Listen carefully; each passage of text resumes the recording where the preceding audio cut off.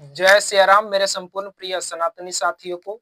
मैं पंडित प्रिंस कुमार झा आज आप सभी प्रिय सनातनी साथियों को जानकारी दे रहा हूं कि कौन से दिन, कौन से नक्षत्र में, कौन से तिथि में गृह आरंभ करना चाहिए और कौन से दिन, कौन से नक्षत्र, कौन से तिथि में गृह आरंभ नहीं करना चाहिए।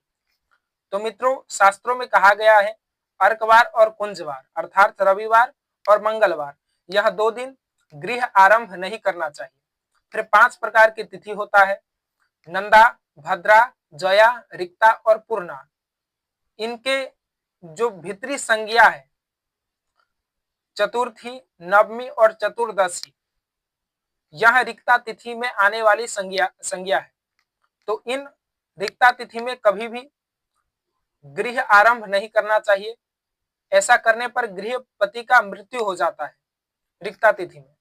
फिर बात करते हैं अमावस्या, प्रतिपदा, अष्टमी तिथि और धनिष्ठा, शतभिषा, पूर्व भाद्रपदा, उत्तर भाद्रपदा। यह उत्तर भाद्रपदा, यह जो तिथि है, नक्षत्र है, इनमें भी कभी भी गृह आरंभ नहीं करना चाहिए। फिर उसके बाद आते हैं उत्तर भाद्रपदा, स्थिर संज्ञक नक्षत्र। नक्षत्र तो अच्छा है, परंतु इन नक्षत्र में भद्रा पड़ जाता है, इसी के कारण से इन नक्षत्र में भी गृह आरंभ करना शुभ नहीं माना गया है ज्योतिष शास्त्र के अनुसार।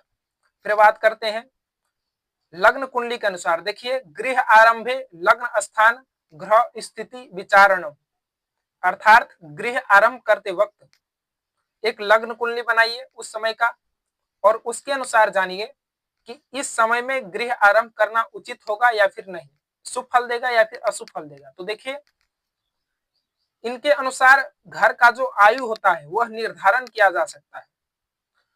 सबसे पहले एक लग्न चार्ट बनाइए उस समय का, और चौर राशि कर्कट, तुला, मकर जब लग्न का कुंडली हो, यह लग्न का कुंडली हो, तो इनमें गृह आरंभ नहीं करना चाहिए।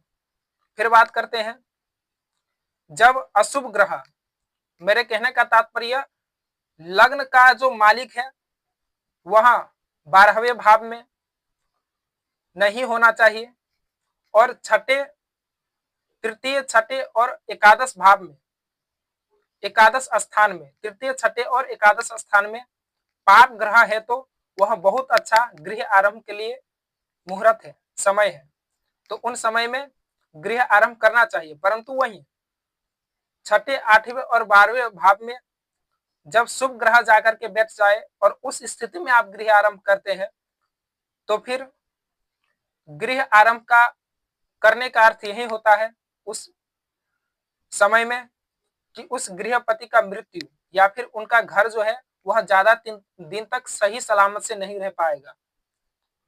पिलर खस जाएगा, थोड़ा सी भूकंप आया, छत खस जाएगा, मकान टूट जाएगा। ऐसी स्थिति देखने को मिलेंगे कब, जब छठे, 8वें और 12वें भाव में शुभ ग्रह जाकर के विराजमान हो जाए। उस समय का लग्न कुंडली बना करके आप लोगों को यह देखना है।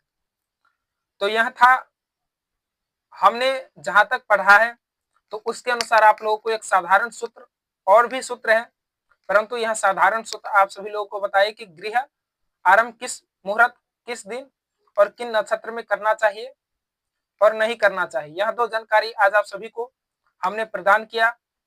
आशा है कि यह जानकारी आप सभी लोगों को अच्छा लगेगा और किसी भी प्रकार की यदि समस्या हो तो फेसबुक में जाकर के कमेंट अवश्य करें। आपकी समस्याओं का समाधान हम अवश्य करके देंगे। धन्यवाद। जय सिया राम।